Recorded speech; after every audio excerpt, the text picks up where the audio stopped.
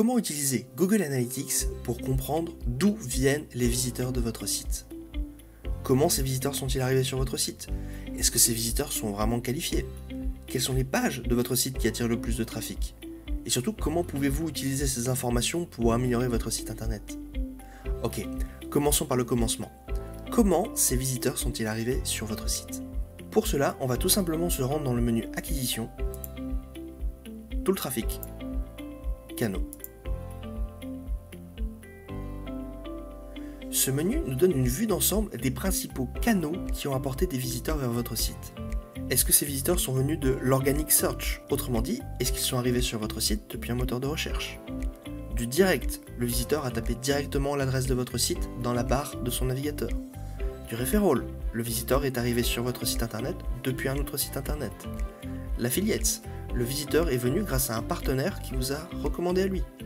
Social, le visiteur est arrivé depuis un autre réseau social. Paid search, l'internaute a cliqué sur un résultat payant dans les résultats des moteurs de recherche. Display, le visiteur a cliqué sur une bannière présente sur un autre site internet. Ou email, le visiteur a simplement cliqué sur un lien vers votre site depuis un email. Ce menu est très pratique parce qu'il vous permet de voir en un clin d'œil les volumes de visiteurs que vous ont apporté chaque canal. Mais attention, le web marketing n'est pas qu'une question de volume, c'est surtout une question de conversion. Pour rappel, Google Analytics vous permet de définir des objectifs, c'est-à-dire de préciser à Google Analytics « Voici une action de mes visiteurs que je veux que tu suives précisément ».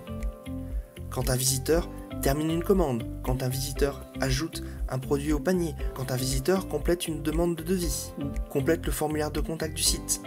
Il est important que vous puissiez comparer les volumes et les conversions réelles de chaque canal. Ok, on va voir pourquoi c'est important avec quelques exemples. Imaginons que l'un des canaux qui amène du trafic vers votre site vous apporte énormément de visiteurs, mais très peu de conversions. Que pourriez-vous en déduire? Eh bien, l'une des premières explications, c'est que le trafic que vous amène ce canal n'est pas vraiment qualifié. D'accord, il amène énormément de visiteurs, mais finalement très peu de conversions. La conclusion serait qu'il faut peut-être investir moins d'efforts sur ce canal.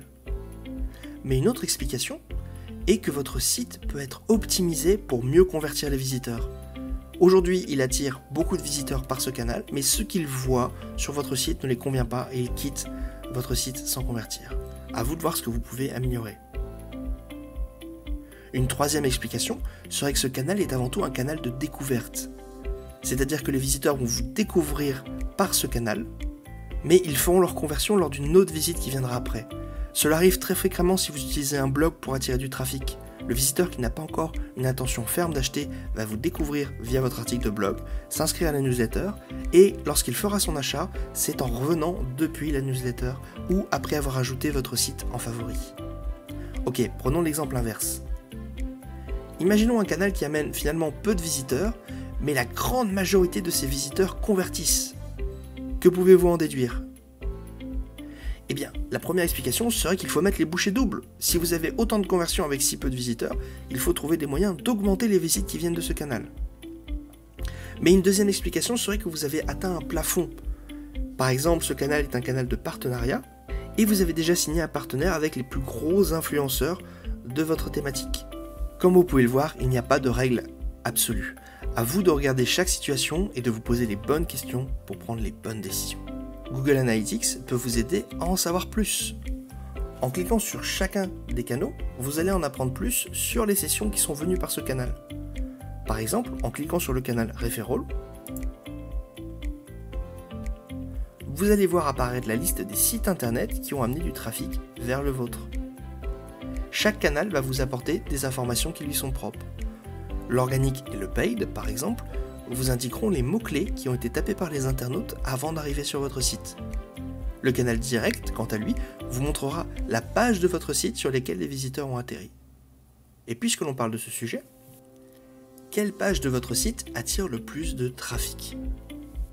Pour cela, on va tout simplement cliquer sur Comportement, Contenu du site, Page de destination. Et voilà, on obtient la liste des pages par lesquelles les visiteurs sont entrés sur votre site. Et on retrouve le nombre de sessions et aussi le nombre de conversions. À présent, entrons dans le cœur du sujet, comment utiliser concrètement ces informations. Google Analytics va vous aider de deux manières. Il va vous aider à réparer et à identifier. Réparer, c'est-à-dire identifier les canaux qui n'ont pas la performance que vous attendez d'eux. Vous espériez obtenir un certain volume de visiteurs chaque mois grâce au référencement, et vous vous rendez compte, en utilisant Google Analytics, que vous n'obtenez pas ces visiteurs. Vous allez pouvoir creuser par mots-clés et par page pour comprendre quelles sont les pages qui sous-performent. Identifier. En utilisant Google Analytics, vous allez peut-être obtenir des idées de tactiques ou d'opportunités que vous pourriez utiliser. Vous allez par exemple découvrir des mots-clés pour lesquels vous n'avez pas encore de contenu dédié, mais qui amènent déjà des visiteurs vers votre site. Il y a peut-être des idées de contenu à créer. Mais attention, comme toujours, soyez pragmatique. Google Analytics ne va pas remplacer un vrai plan et une vraie stratégie d'acquisition. Vous avez besoin de vous poser des questions sur votre cible, vos objectifs et votre concurrence. Google Analytics ne pourra pas répondre à ces questions à votre place. Si vous voulez en savoir plus, je vous recommande de télécharger ce PDF disponible en accès libre. Le lien est dans la description de la vidéo. Voilà, c'est tout pour le sujet. J'espère que cette vidéo vous a été utile. Si vous avez des remarques ou des questions, n'hésitez pas à laisser un commentaire ou un j'aime en bas de la vidéo.